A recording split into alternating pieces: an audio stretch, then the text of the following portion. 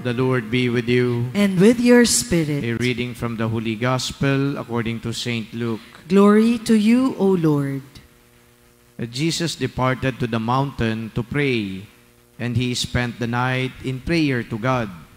When day came, he called his disciples to himself, and from them he chose 12, whom he also named apostles: Simon, whom he named Peter, and his brother Andrew, James, John, Philip, Bartholomew, Matthew, Thomas, James, the son of Alphaeus, Simon, who was called the Zealot, and Judas, the son of James, and Judas Iscariot, who became a traitor. And he came down with them, and stood on a stretch of level ground.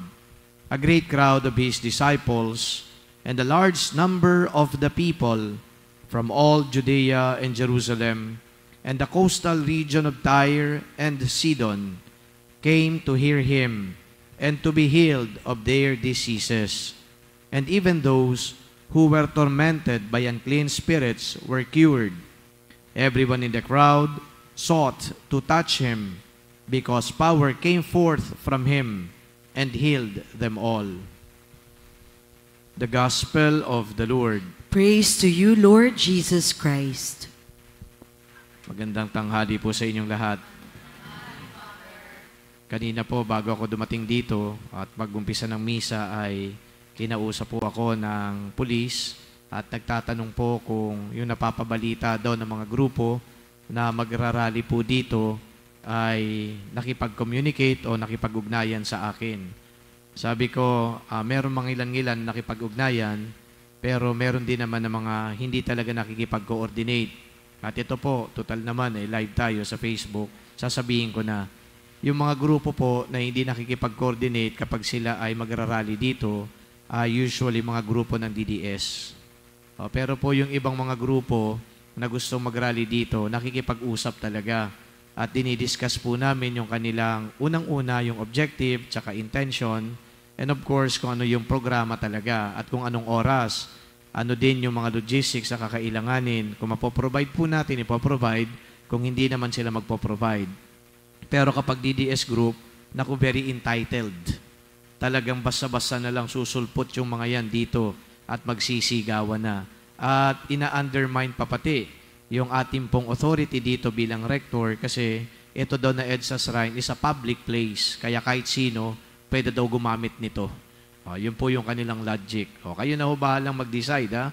Darating na naman ng 2028. Nako, ang mga DDS na naman, andyan na naman yan. Kung ngayon pa lang entitled, nako, baka naman pag nakapwesto yung mga yan, mas salong entitled yung mga yan. Kinukwento ko lang, wala namang pamumulitika. Ngayon, bukas, sa Huwebes pala, magkakaroon dito ng ecumenical service sa pamumunuan ng Tindig Pilipinas. So, doon po ako po-focus sa salitang tindig. Pag sinabi nating tindig, you stand up for something.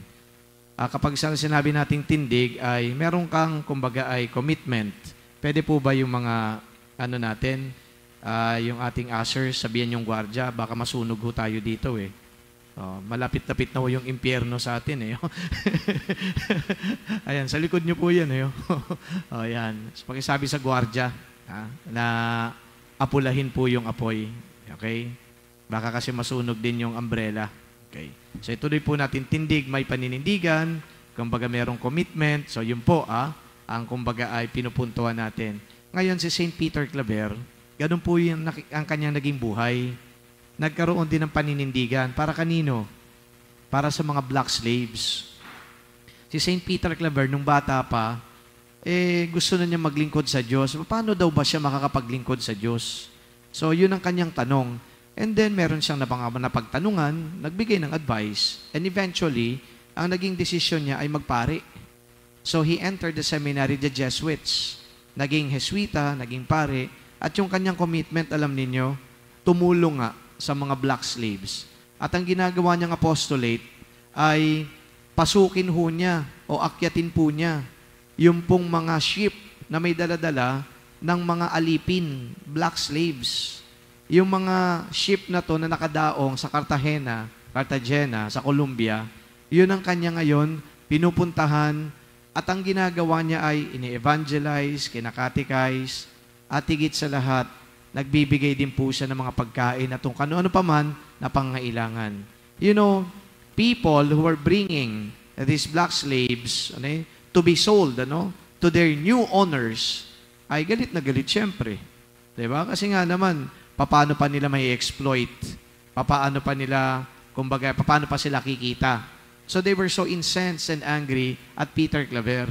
Yung nga lang, kung paano nasusoften yung kanilang, yung hearts nila, dahil sa salita ng Diyos na dala-dala ni St. Peter Claver.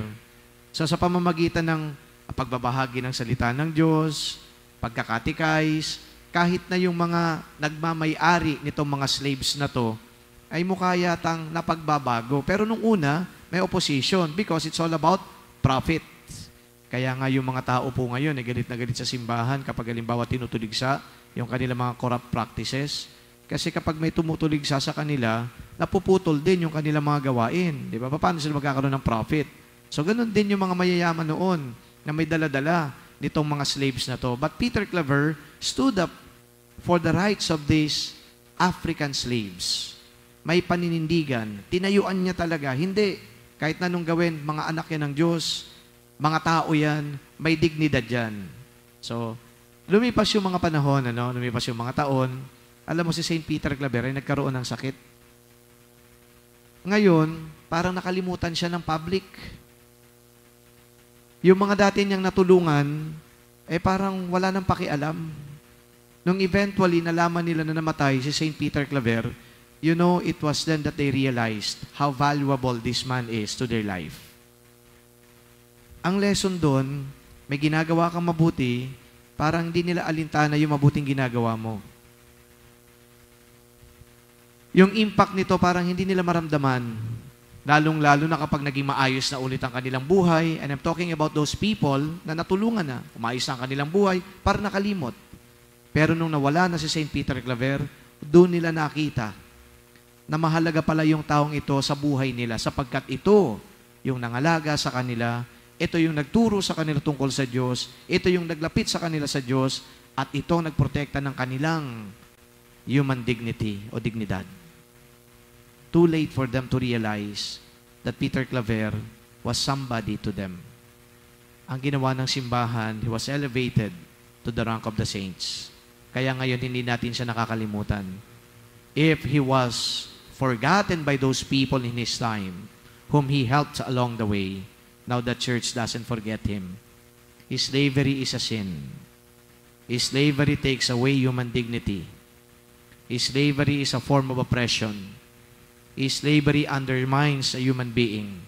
But Peter Claver, tumindig, tumayo, nag-commit para pangalagaan at isulong ang karapatan at kapakanan ng mga black slaves.